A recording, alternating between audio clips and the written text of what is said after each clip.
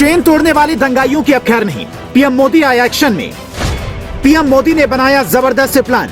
उपद्रवी ट्रेन फूकने जाएंगे तो 100 बार सोचेंगे। भारत में आंदोलन और विरोध होते रहते हैं और उन विरोध प्रदर्शन में ट्रेन को नुकसान पहुंचाना भी कोई नई बात नहीं है। वो वक्त भी इस देश ने देखा है जब मोदी सरकार की तरफ से लाई गई अग्निपथ योजना के खिलाफ इस तरह विरोध प्रदर्शन किया गया था कि ट्रेनें जला दी गईं। शायद इसीलिए देश के प्रधानमंत्री नरेंद्र मोदी ने इस बार अपने ही गृह राज्य गुजरात से ट्रेन फूकने वालों को ज्ञान देने का कुछ ऐसा प्लान बनाया है जिससे जब ये उपद्रवी अगली बार ट्रेन फूकने जाएंगे तो कम से कम 100 बार सोचेंगे। आपको बता दें कि मोदी सरकार की ओर से कुछ महीने पहले सेना में भर्ती के लिए अग्निपथ योजना लाई गई थी, जिसमें 4 साल की नौकरी के बाद रिटायरमेंट की बात कही गई थी। सिर्फ इसी बात से लोग इस कदर भड़क गए थे कि देश के कई हिस्सों में उन्होंने न सिर्फ जमकर विरोध प्रदर्शन किया बल्कि कई ट्रेनों में आग भी लगा दी गई, जिससे रेलवे को भारी नुकसान हुआ। लोग इस तरह से ट्रेनों को नुकसान पहुंचाने के बारे में एक बार भी नहीं सोचते हैं कि जिस तरह से आपकी बाइक आपकी है उसी तरह से ट्रेन जैसी सामाजिक संपत्ति भी आपकी ही है, जिसमें आपका ही पैसा लगा है। ये सब जानकर भी ट्रेन में तोड़फोड़, आग लगाना जैसे काम किए जाते हैं। यही वजह है कि प्रधानमंत्री मोदी जब गुजरात के दौरे पर गए थे तब उन्होंने मेट्रो के उद्घाटन के दौरान कुछ ऐसा सुझाव दिया था जिससे ट्रेन में तोड़फोड़ करने से पहले युवा 100 बार सोचेंगे। दरअसल प्रधानमंत्री मोदी ने हाल ही में गुजरात के लोगों को मेट्रो की सौगात दी। उन्होंने गुजरात में अहमदाबाद मेट्रो फेज 2 का उद्घाटन किया था।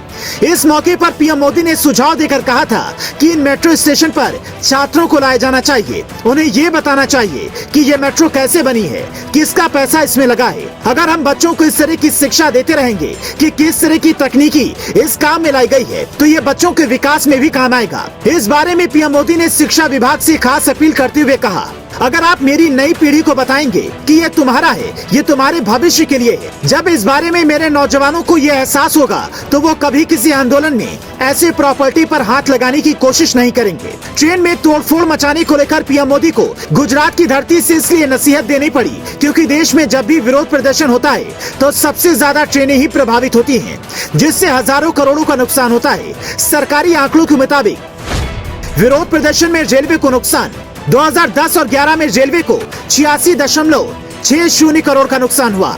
2011 और 12 में रेलवे को 21.35 करोड़ का नुकसान हुआ। 2012 और 13 में रेलवे को 8.05 करोड़ का नुकसान हुआ।